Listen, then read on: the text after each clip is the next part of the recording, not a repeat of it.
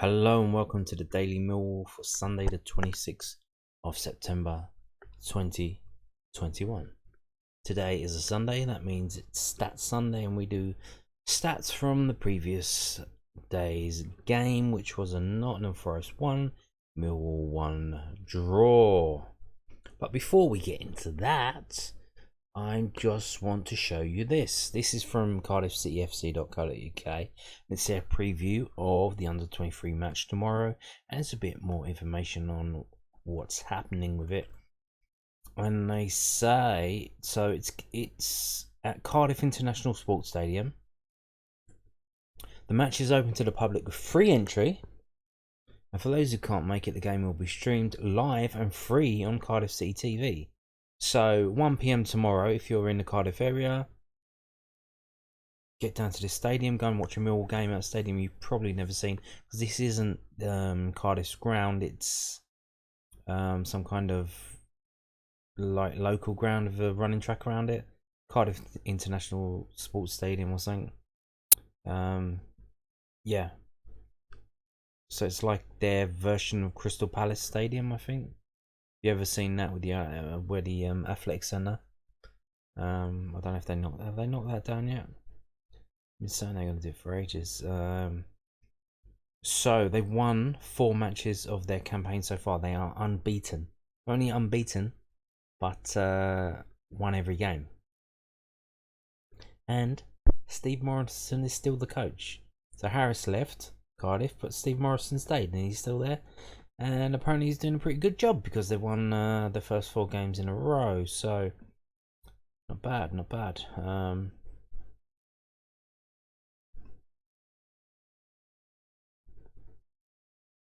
So what does Steve Morrison say? Steve Morrison says the lads have been positive in training, beginning with a post-match exercise after Sheffield United began. And Morrison, we've had less time to prepare for this fixture compared to earlier in the season. That's another important part of development for these young players as they prepare for the demands of senior football. Monday will be a test for us. Millwall are a good side and we've had good competitive meetings with them in the past. I'm sure that given we're unbeaten so far, it would have a bit of a target on our back, so to speak, which is something that our players will need to be aware of.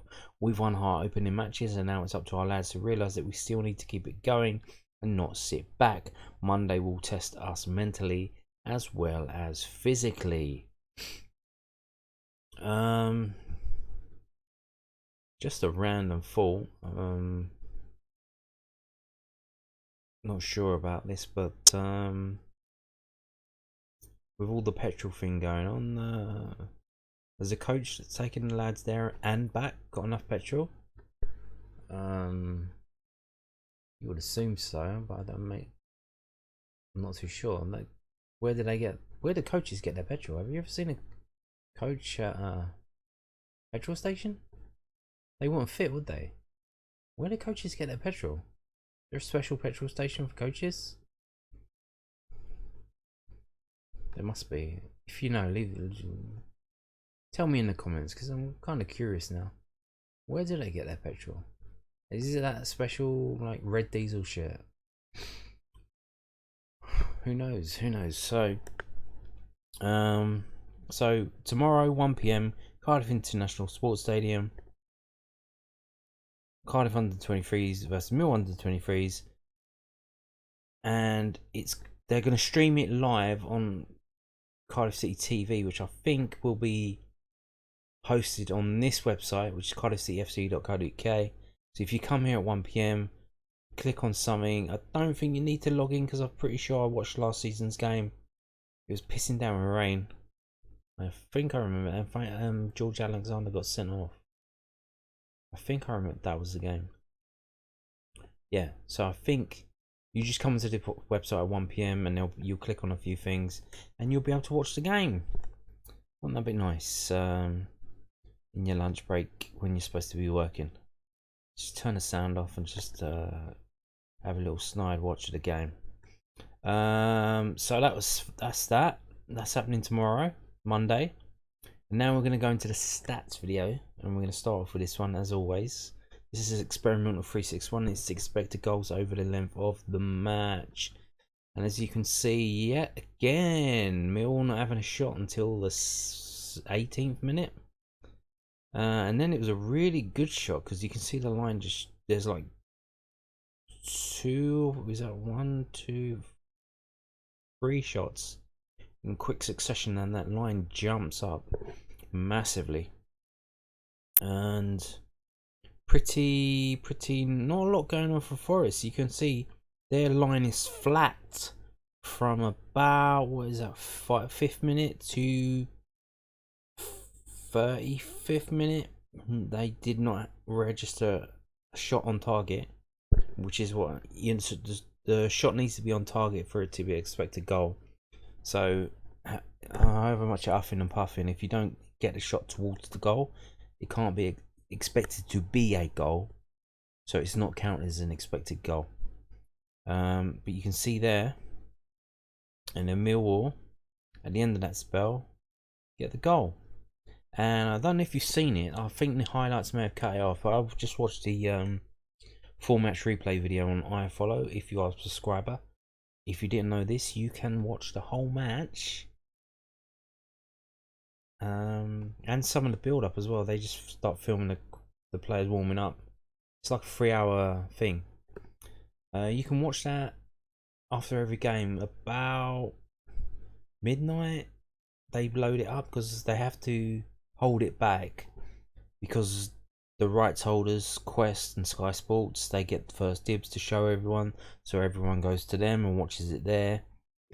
But if you want to watch the whole match, you can go to iFollow, subscribe to audio, season pass, whatever. I think it's at 50 quid, and then you can listen. You get audio commentary, and you also get to watch all the videos. And one of the videos is the 3-hour long full match replay at 1 AM every after every match. So I've just watched that, and the goal that we scored. Now, they probably cut it off the highlights. I think they did. Ryan Leonard just throwing it towards Matt Smith, even though he's got 2 players on him, which he should have done the other day against Leicester. He did that. And Matt Smith, who's got 2 players on him, can't really jump up for it, but he kind of jumps up and then sticks his leg out, knocks it, hits his leg, and it goes somewhere. Conor Mahoney gets it. He gets the second ball, and as Conor Mahoney's about to do something, the Forest player jumps on him, kicks it out for a throw-in, and from that throw-in goes to Shea Yojo, and the rest, as you know, is history. We score a goal. And that's come from Ryan Leonard actually throwing it towards Matt Smith, even though he's got 2 players on him. That's what you needed to do on in the Leicester game. Because here's the thing, you throw it to them, and these 2 fucking goons are on Matt Smith. Maybe they pull him down. Maybe we get a free kick. Then maybe we can get a goal from that. That's how you play the percentages. Things happen when you try and make them happen. If you throw it backwards, nothing's going to happen from that. Well, nothing good. We know what can happen from that. The opposition can jump in, nick the ball, and score a goal. So nothing good for us can happen if you throw it backwards. So, and then we kind of see out the half there. Last 10 minutes half, not registering a shot on target. And watching the match, this doesn't compare to. We, from the 75th minute on, we looked like we were defending for our lives. I don't know how Nottingham Forest didn't win that game.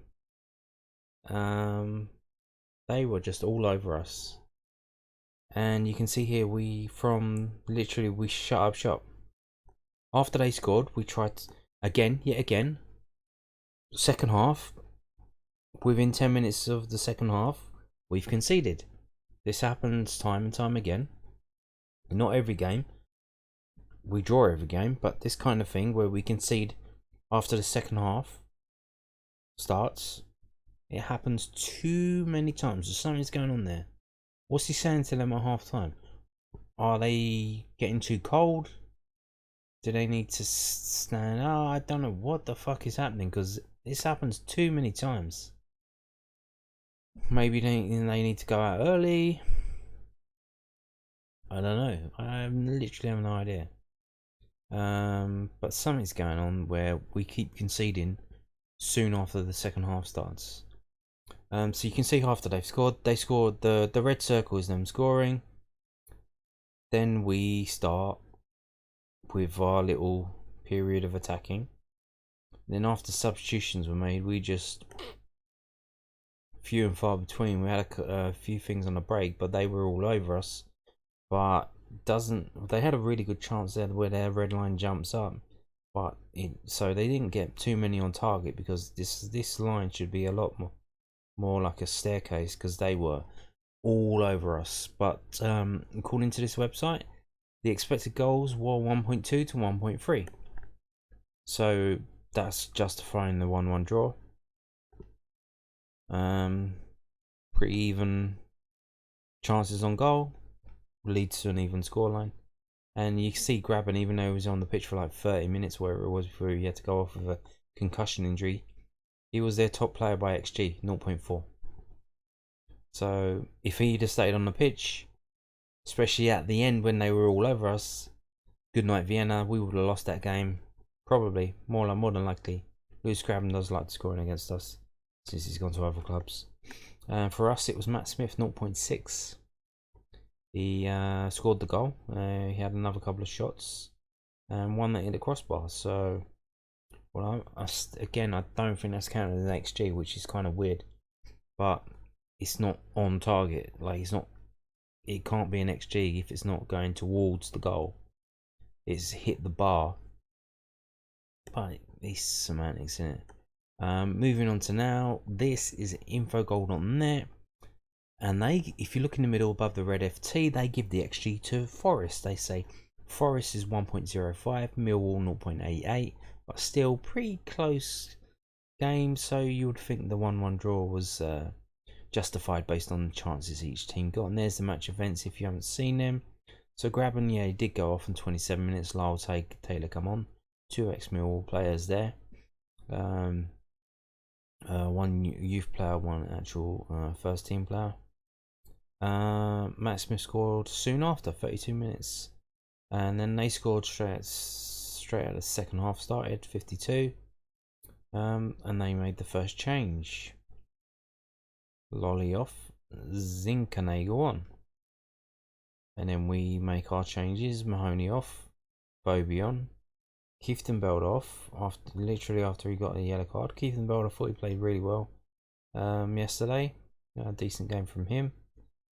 Billy Mitchell come on, and Shea Yojo goes off, and George Evans comes on, and we get a couple of yellow cards because we're basically defending for our lives. And then Matt Smith goes off, and Tom Bradshaw comes on, and they make a late change as well. Let's look at the lineup. What's this? Now, in terms of this Infogoal website is not too good on the player ratings. I don't really trust them. That's incredible. Look at that. Matt Smith, 10 out of 10.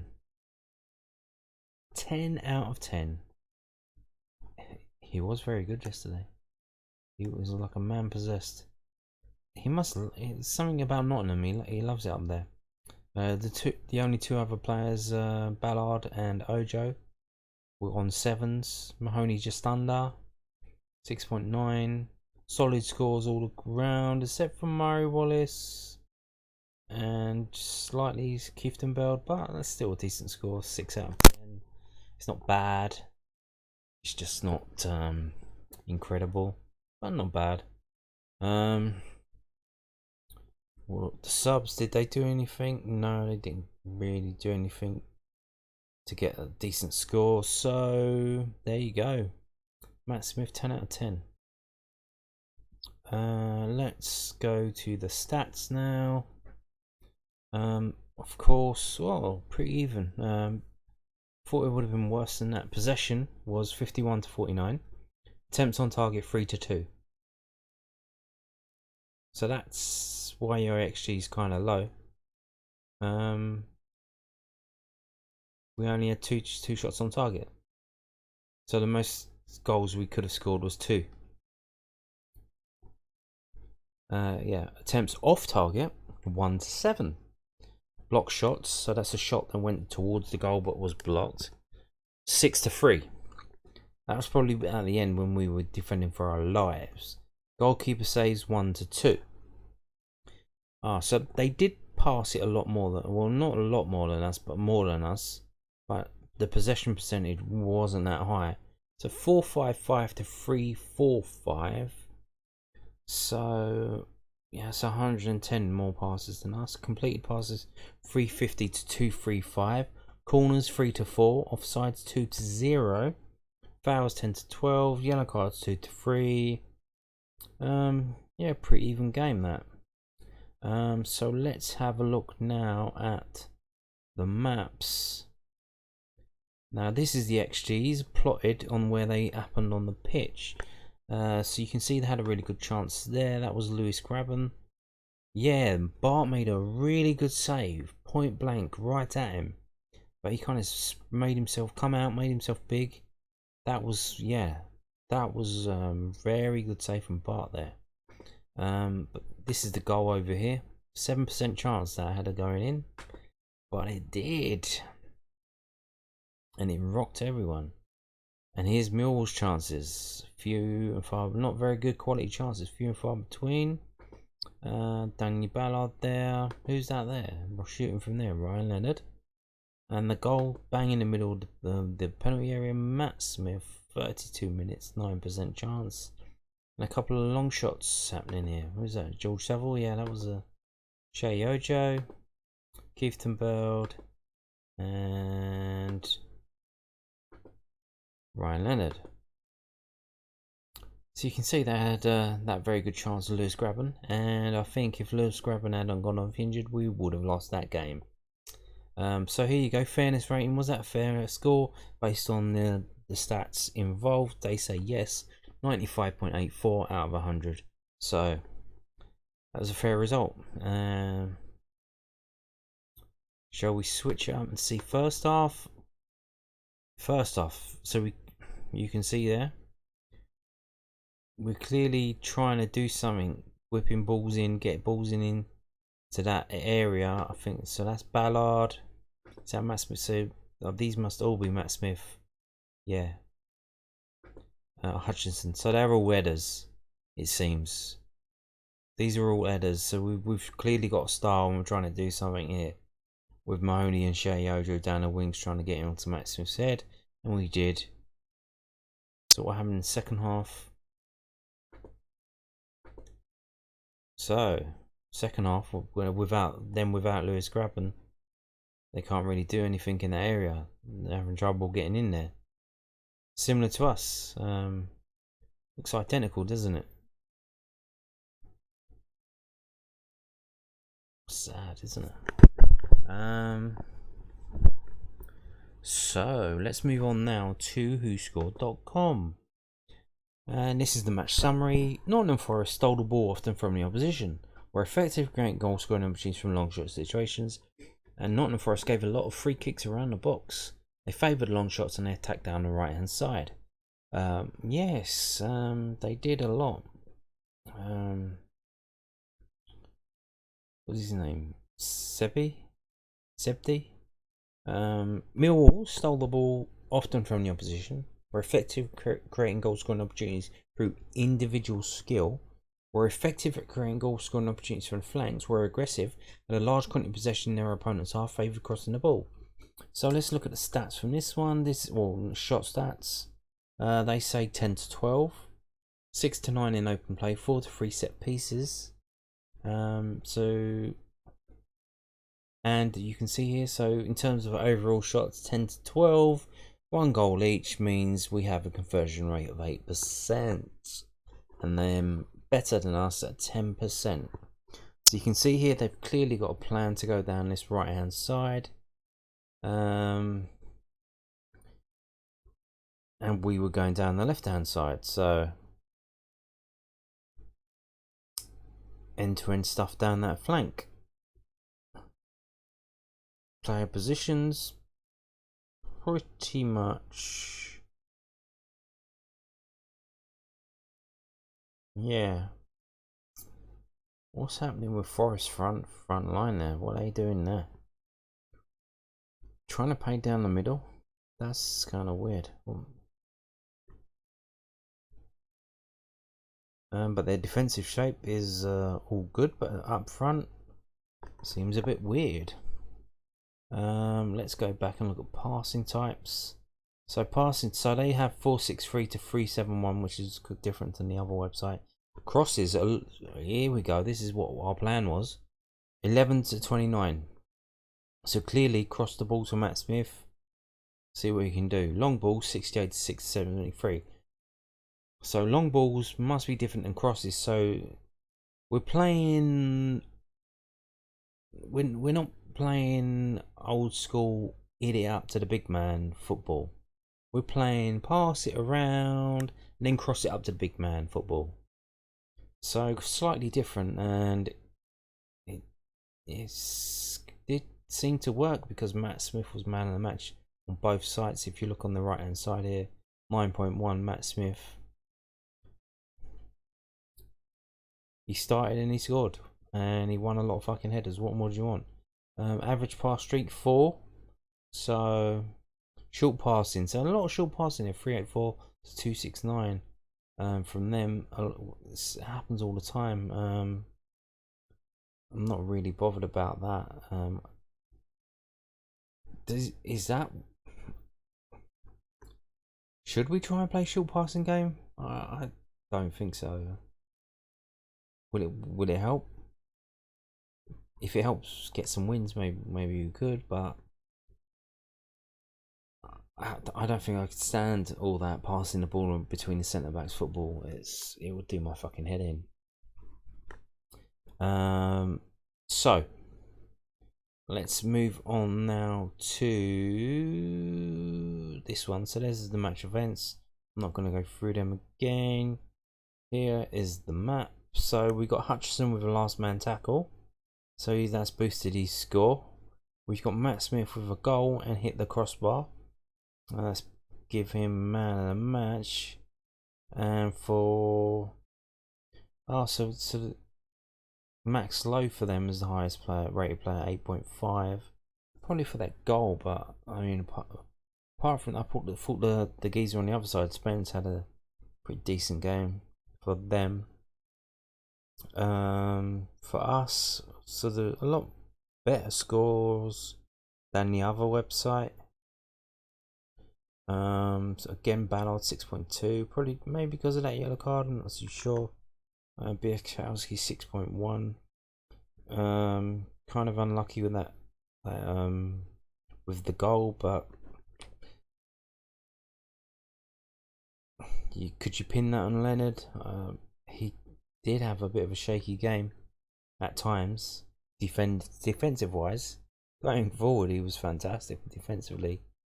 Times getting turned for that cross that became a goal, and then right at the end, and the ball flashing across the thing, there was where he lost possession, and Nottingham Forest just ran straight at the thing, and then there was a shot. So defensively, not very good for Leonard. Can we have was McNamara on the bench? I know he didn't come on. No, he wasn't. I hope McNamara's coming back soon, because we need a proper right wing back.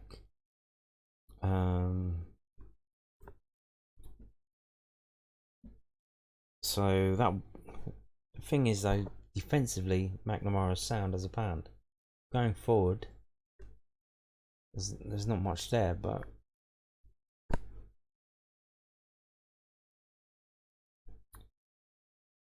yeah, it's just like you pick your poison. Do you want a wing back that can go forward but can't really defend that well, or do you want a wing back that can defend really well but can't really go forward?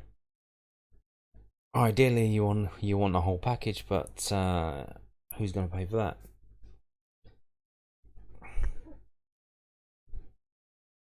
Maybe that's something for next summer transfer window if Rowett's still here. Maybe they can start looking in January. No disrespect to Danny McNamara, but to get a right wing back that's as good as Malone, in terms of going forward, crossing the ball and defending as well, would definitely improve the team if we're playing this system, and we're going to keep playing this system. So yeah, let's just quickly run through what's happening here. So overall, so if we go up to the club badges, if this thing will stop fucking rolling around, look at the club badges. You can see 6.57 average player rating for Nottingham Forest, 6.65 average player rating for Millwall. Yeah, so pretty even. That's not a big of a difference. Let's look at total shots. So there you go. Matt Smith was on fire. 5 shots. Quite a few shots from shots and headers. Shots. For most of the Millwall team, except for Mahoney, Malone, Wallace, and of course Biakowski.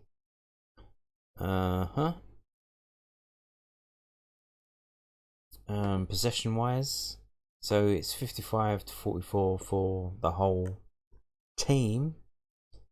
But in terms of, so Millwall, Malone, yeah, they said we were going down the left. Malone and Murray Wallace.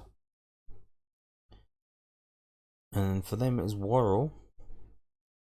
Okay, no, yeah, okay. Yeah, pass success 76 to 68. Shayo Joe 83, Mahoney 90.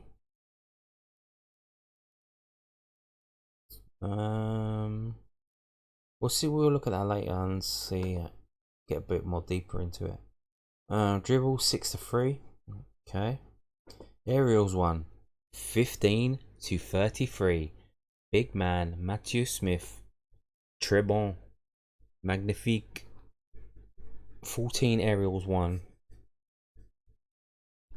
Nearly one less than the whole of the Forest team. Just on his own. And then you've got Hutchison and Wallace and Malone. And even Kiftenbold had a couple of decent leaps. Pretty good. Nearly everyone won the aerial except for Ballard and Mahoney of the starting 11. Nice. Tackles. So 16 to 19.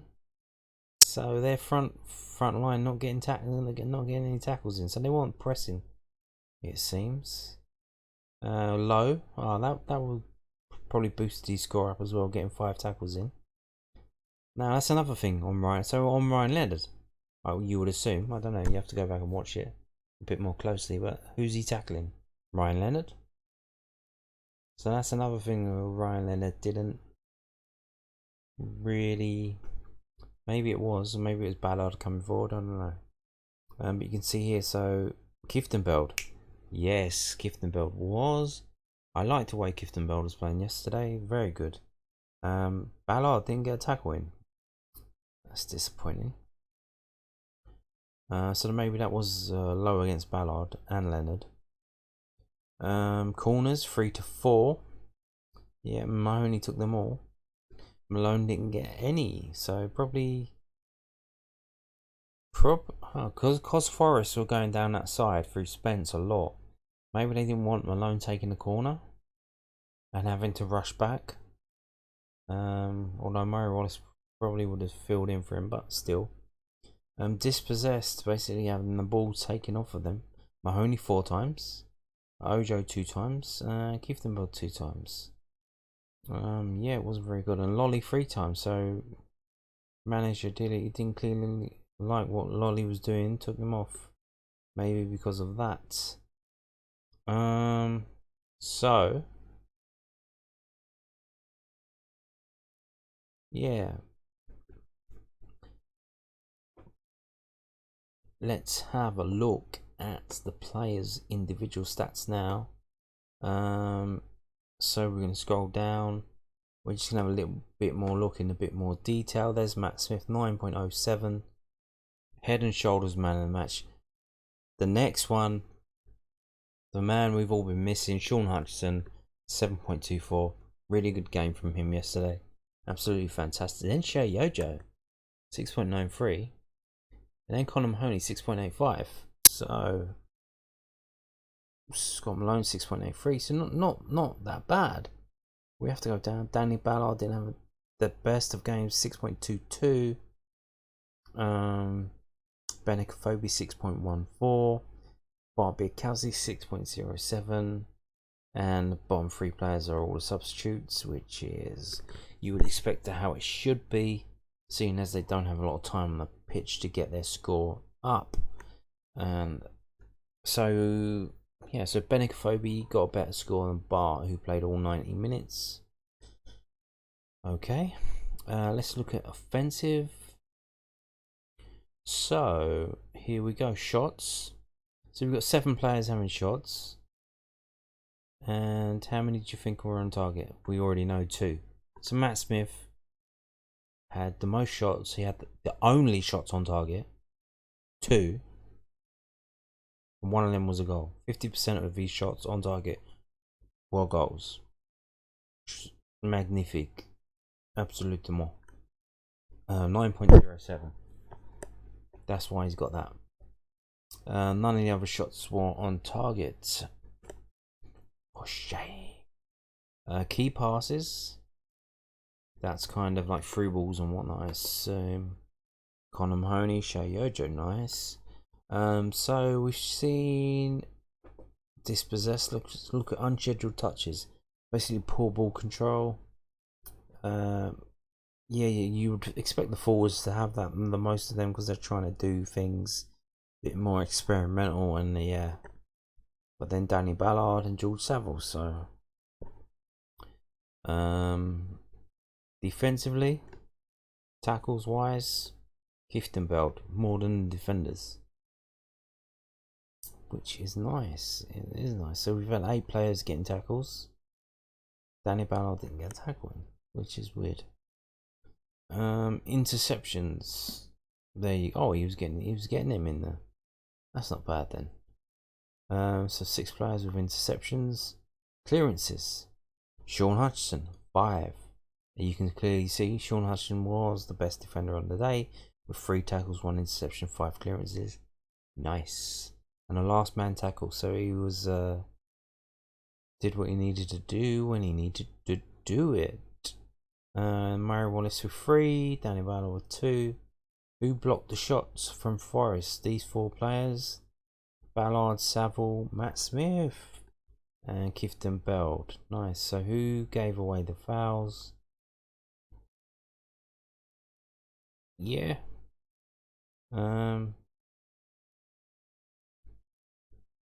Okay.